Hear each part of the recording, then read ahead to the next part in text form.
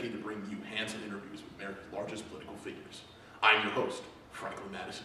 Tonight on the 15-Minute Men, our guest will be a man who pledges to, if elected, vigorously defend the liberties and rights of Americans that are being threatened by the Federalists. Indeed, I will be meeting face-to-face with George Mason, anti-Federalist candidate and Virginia native. You might recognize that the scenery of our set has changed some. Mason has requested to be interviewed in his own house, and we at the 15-Minute Men have happily obliged. After a short break, I will sit down with Mason himself in his Virginia home, where only the hard-hitting questions you've grown accustomed to from the 15-Minute Men will be asked. Stay tuned. Mr. Mason. Mr. Madison, good to see you. Good evening. Good evening to you too. How's the campaign been going? Campaign's been going very well. I actually just got back from a rally in Philadelphia. Many people there, many people. It was really great to see so much outpouring of support for my anti-Federalist cause. And while I am certainly exhausted from the trip, I'm also invigorated with the amount of Republican idealism around the country nowadays. Sounds like you have a lot on your plate right now. I certainly do. So please, tell the 15-Minute Men, myself, and America some more about yourself. Who is George Mason? Well, I was born in 1725 on a plantation in Virginia. Unfortunately, my father perished in a tragic boating accident when I was 10. So I was raised primarily by my uncle, John Mercer. John was a prominent attorney in Virginia, and so had quite a collection of books while I was growing up. And so I would go into his library and just read for hours on end. And that amount of reading really inspired me and invigorated me to get more education. And so I got a private education from a tutor provided by my mother, and I was able to go to a private school in Maryland. Mm-hmm. So, what was your first foray into politics, and what followed it? Well, immediately after my education, I wanted to ensure that my state was used for the public good. And so, when I was 22, I ran for the Justice of the Peace in Fairfax County. A year after that, I joined the vestry of the Truro Parish and actually served 4 separate terms as their church warden. And then in 1749, I became a partner in the Ohio Company and actually became their treasurer. 10 years after that, I attained a seat in the House of Burgesses in Virginia. And then in 1776, I served on the Virginia Convention to establish the Virginia Constitution as well as the Declaration of Rights in Virginia. And then in 1787, I was part of the convention to revise the Articles of Confederation and actually had a large hand in creating the Constitution that's now up for ratification. I proposed a Bill of Rights that I find to be very important, but without the Bill of Rights, I don't know that we can ratify the Constitution as it is. Those are quite the accomplishments, Mr. Mason. Thank you, but unfortunately they pale in comparison to my late friend George Washington, who died in that tragic boating accident along with many of the other founders. It is indeed a horrible tragedy for both me, you, and the entire American people. But unfortunately, the focus of my interview today must be you and not the sadness that we both feel, so I must continue. Of course. Now, in regards to the Constitution, what is your opinion of it in its current state without your proposed amendments? Well, Franklin, I believe it is of the utmost importance that the Constitution we have explicitly state the rights that each person possesses. Simply put, the Constitution, as it stands right now, does not do these things. It's a failure, essentially. The current Constitution is one that may very well lead to tyranny if it falls into the wrong hands. The people's rights are not explicitly stated at any point in the Constitution, and without stating these rights, it is entirely possible that a tyrant could come in and ignore these rights and institute a dictatorship. This lack of protection of liberty is indeed the main issue behind the current Constitution. There are undeniably many more problems. For example, the president has much too much power. And if elected, I would push very hard for amendments to curtail the amount of power that a president has. Also, the importation of slavery must end. I do own slaves myself. However, I have vowed to import no more slaves, and I believe that the slave trade should end. Also, the House of Representatives is exceptionally flawed. It not only must be larger, but also must be more accountable to those who are electing the delegates. These representatives should be required to consider the desires of the people before proposing any sort of law. Lastly, the power of the states is being greatly hindered by the current Constitution. And instead of placing the power in these states who have governed themselves for quite a while, we are placing it in the power of a central government that is untested. As such, the Constitution is creating a government that will commence into a moderate aristocracy. It is presently impossible to foresee whether it will, but there is the possibility that this Constitution could lead us down a road to a monarchy, or potentially a corrupt and oppressive aristocracy, both of which would be disastrous for the country. I would sooner chop off my right hand than put it to the Constitution as it stands right now. Well, Mr. Mason, that was quite the intense response. Well, I mean, I feel very strongly about these issues. Clearly, but what troubles me is that in your government, should you be elected, clearly this Constitution would hold no place. Now, how do you plan to rectify the fact that you're going to be running an administration that is founded on such an abhorrent document? Well, the reason why I've rejected the new Constitution is because I'm a champion of both the states and the people. I believe in the inherent authority held by the citizens to control a government. And in truth, government only exists because of the will of the people and the consent of those people. If elected, I would hope to amend the Constitution to fulfill the idea of a republic in a more truer form. And I believe that that is the greatest power that is held in the people of the United States, is electing these officials and essentially having a voice in the government. The current Constitution comes far too close to establishing an aristocracy. If elected president, I would strive to make multiple amendments to the Constitution in its current state. Of course, I would push very strongly for a Bill of Rights. That would be absolutely number one. And doing so, I would help to affirm the status of the United States as a government by the people and for the people. Also, I would hope to increase the accountability of Congress. Those who are elected by the citizens have an inherent right to uphold what those citizens believe and what those citizens desire. Also, I would seek to scale back the power of the executive. While I do not actually agree with a single executive, I would rather have 3 executives, one elected from the north, one from the south, and one from the middle states. This way, we could better represent the collective ideas and the collective desires of the people. Such a system would contribute to quiet the minds of the people and convince them that there will be proper attention paid to their respective concerns. In fact, 3 men bring with them into office a more perfect and extensive knowledge of the real interests of the Union. So you've made it quite clear that the government that you plan to implement when you are elected president is going to be a true Republican government of the people, so to speak. Now, in this government of the people, who votes and why? Well, in my opinion, the right to vote should be left to all males who are citizens in the United States. By nature of being a citizen, one is granted certain rights that are not different based on class, birth, wealth, any factors. All citizens are equal under the law. No discrimination will be made based on class or wealth. Those who are citizens of this nation are those who hold the true power of the government. And it is imperative that those citizens be given the right to frequent, certain, and regular elections of both the legislatures and the executives.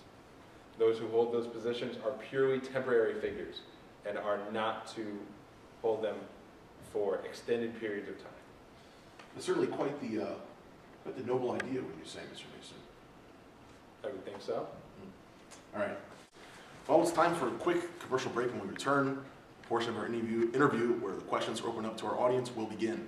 Those who wish to ask questions for Mr. Mason, now is the time to send your questions to our Twitter account. We will return shortly. George Mason is not afraid to get politically dirty, but he wants to keep those hands clean with Germex.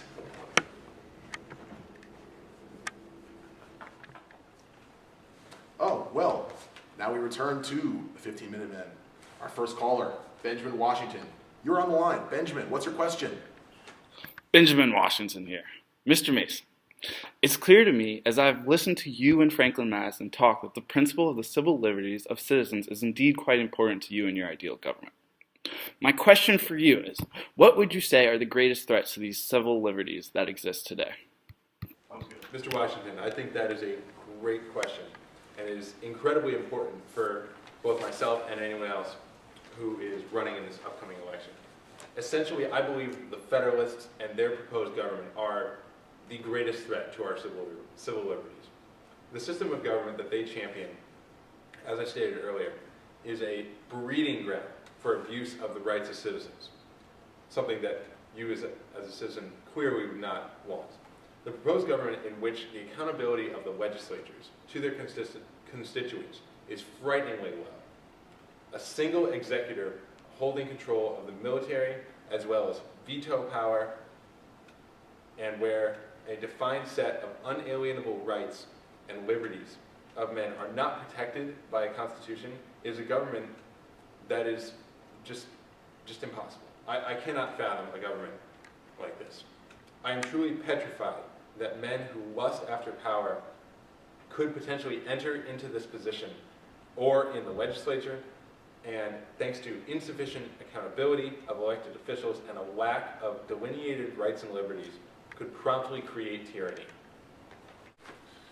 Thank you, Mr. Mason, for answering Mr. Washington's question. But our next caller, Thomas Monroe from New York. Thomas, you're on the air.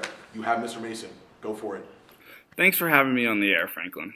Mr. Mason, despite your well-established Republican principle, do you believe that there's anything of value in the British political system or in keeping a relationship with Great Britain? Mr. Monroe, thank you very much for your question. The British system represents an abhorrent aristocracy that tramples on the rights of the people. The British system continues to be dominated by an acceptance of rewarding people for their class and heredity. The positions in the House of Lords are essentially passed down from generation to generation and just absolutely do not take into the account what the people would want. The House of Lords is an institution of the British legislature that holds the most power and continues to be made up of solely landed elite selected without any consideration by the common man.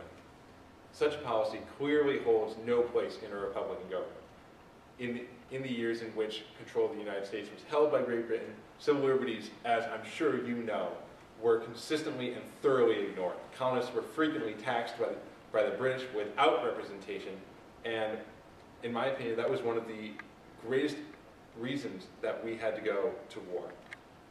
This is in complete opposition to everything that I hope to achieve as the President of the United States. As long as this British system continues to dominate their political system, they will be a continued threat to American liberties, and many in this new nation still hold ties to Great Britain, which is potentially a danger. So, I think it is imperative that we remove all of these British influences from our system and create a truly Republican government that will be sensitive to your rights, your desires as the common person. Finally, we must not be tempted to return to familiar methods in Great Britain. We must continue to distance ourselves from those negative principles and establish what I believe can be an amazing country as the United States of America. I'd like to thank you again, Mr. Monroe, for your question. I do hope that you felt that Mr. Mason's answer was adequate. Now next, we have Samuel Cornwallis from Boston. Samuel, you're on the air. What's your question, Samuel? First of all, I'd like to thank you, Mr. Madison, for having me on your show. It's a great pleasure. Thomas Monroe, you're a good-looking man. Now, on to you, George Mason. First of all, I'd like to say you're a fantastic man, and I really love what you've done so far for us in this country. But my question is, I'm curious as to what your feelings on the American Revolution were. How significant of an influence was that to you? Thank you, Mr. Cornwallis, for your question. I'm sure that you, more than most, know what the American Revolution was like, being from Boston. I think the Revolution was a wonderful example of people standing up to tyranny. British rule had been oppressive and tyrannical for quite a long time, and frankly, a change needed to be made. I believe that the Revolution itself was a reflection of the natural rights of the people in a society to dismantle its government if it feels that its interests are not being met. The revolution was also a necessary spark for the creation of a Republican government. It was very much fought by the layperson. It was not fought by the elites. Although the elites were part of the framing of the revolution, I have to credit you as the common man for believing in what we believed in and fighting for your liberties. The revolution was necessary to put an end to this oppressive English influence. And I think truly such a momentous showing of popular unity and action against tyranny was an excellent catalyst for the creation of what I believe can be a true democracy if the right amendments are added to the Constitution.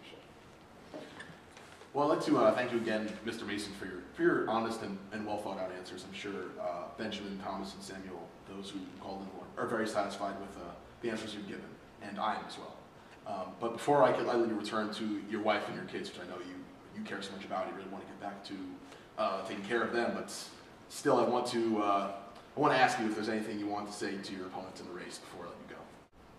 I'm glad you asked that question, frankly, because I think that it is critically important that the voters know who they are voting for. My opponents, James Bowdoin, John Jay, Charles Pinckney, and Gouverneur Morris, all share Federalist ideals. Each man supports a stronger central government that I believe will end up oppressing the people. Each man opposes any amendment to the Constitution in its current state, including a Bill of Rights, which I think is just absurd. The Constitution must hold a Bill of Rights, as I've stated numerous times before to you. In truth, an election of any of these men would slowly but surely return us to an aristocratic state that constantly infringes on the liberties and the rights of the common man. The only true path to democracy is a vote for me or a vote for one of my anti-federalist colleagues. Any of these men in power would be a tragic fate to what was such a bright future of this young nation. Well, unfortunately, that is all the time we have, but I want to once again thank George Mason for inviting me and my crew into his lovely home. It was truly a pleasure for me, and I hope it was for all of you watching at home. This is Franklin Madison, signing off. Back to you, America.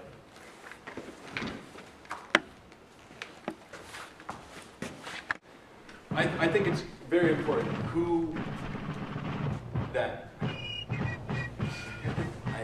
I do but these men in power would be a tragic. So my name is Gouverneur Morris. And then George Mason. You might recognize that the scenery of our set has damn it! That's okay. That was good though. Franklin I can't remember what Franklin Marshall. What's your question? Fucking damn it! I was looking at the screen. Redo. Mr. Madison, first of all, before I ask you my question, no, I'm not fucked up. Franklin Madison.